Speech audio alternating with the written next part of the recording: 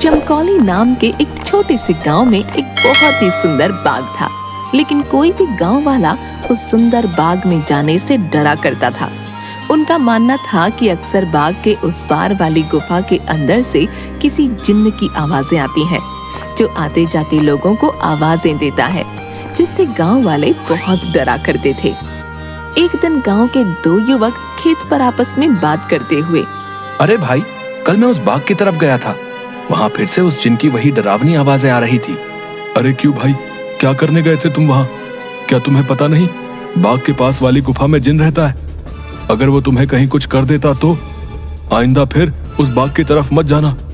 तभी वो वहाँ से बात करते हुए खेत से चले जाते हैं। अगले दिन गांव का एक लड़का रांझा, यार, इस गुफा में से आवाजें कौन देता होगा? मुझे इसके पीछे जरूर कोई राज नजर आता है। रांझा भैया, जो भी हो, लेकिन गलती से भी उस गुफा के अंदर मत जाना। लेकिन इस गुफा का रहस्य तो मैं जान कर रहूंगा। सब गांव वाले डर के साए में आखिर कब तक रहेंगे? उसके बाद शाम हो गई और रांझा और उसका दोस्त अपने अपने घर चले गए। अगले दिन सुबह सारे गांव में सन्नाटा था और रांझा के घर के बाहर उसकी लाश रखी हुई थी। सब रो रहे थे। शाम को बस ये बोल के घर से निकला था कि आज एक रहस्य से पर्दा उठाने जा रहा हूँ। मेरे रांझा की बहादुरी उसे ले डूबी। हाय मेरा बच्चा। हो ना हो, ये उस गुफा वाले जिन ने ही किया है। हाँ, उसी गांव में धन्नू नाम का व्यक्ति रहता था, जो एक व्यापारी था। उसकी दो बेटियां थीं, रीमा और सीमा। उन दोनों को रंग बिरंगे फूलों का बहुत शौक था।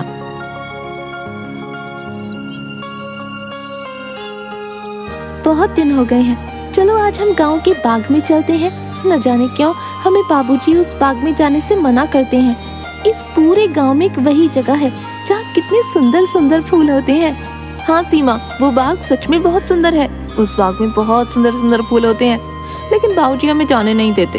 वो कहते हैं गांव के बाग के उस पार एक गुफा है जो बहुत ही भयानक है, हमारा जाना वहाँ सही नहीं होगा।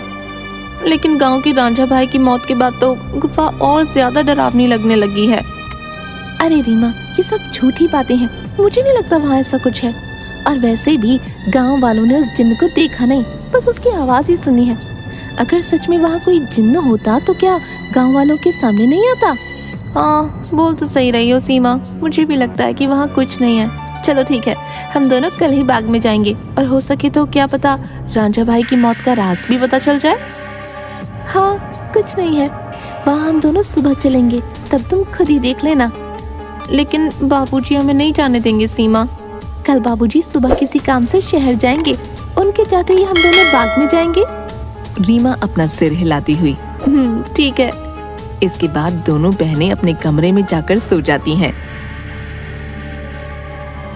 अगली सुबह, देखो मेरी प्यारी बेटियों, मैं किसी काम से शहर जा रहा हूँ। तुम दोनों अपना ख्याल रखना और उस बाग में फूल तोड़ने मत जाना। वो जगह अच्छी नहीं है, कोई भी गांव वाला वहां नहीं जाता।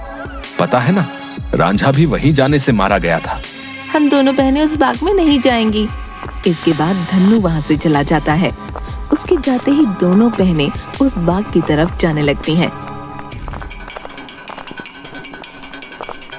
कि तभी एक गांव का आदमी उन्हें देख लेता है। अरे सीमा और रीमा बिटिया, तुम इस बाग की तरफ कहाँ जा रही हो?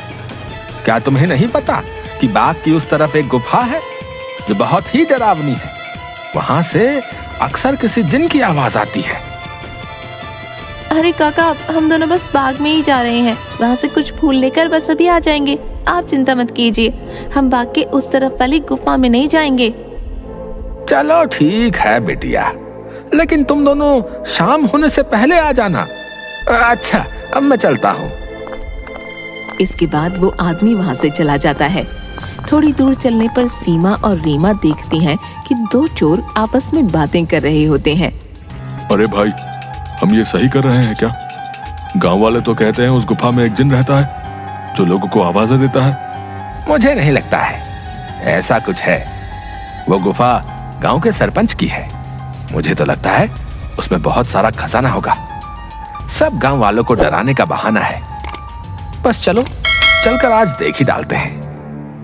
इसके बाद वो दोनों गुफा की ओर जाने लगते हैं।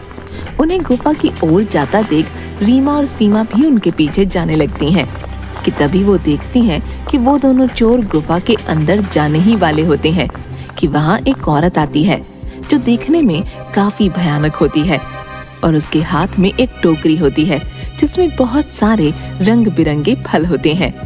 तभी वो औरत उन दो चोरों से कहती है, कहाँ जा रहे हो तुम दोनों? क्या तुम्हें पता नहीं इस गुफा में एक जिन्न रहता है? वो तुम्हें मार डालेगा। चले जाओ यहाँ से, चले जाओ। क्या कहा? जिन? अरे बाबा! कि तभी उस जिन्न की आवाज आती है, कौन है वहाँ? क्या कोई मुझे सुन पा रहा है?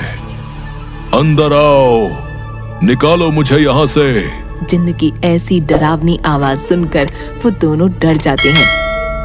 अरे भैया भागो, इस गुफा के अंदर तो सच में कोई जिन है, भागो यहाँ से। और वो दोनों वहाँ से भाग जाते हैं।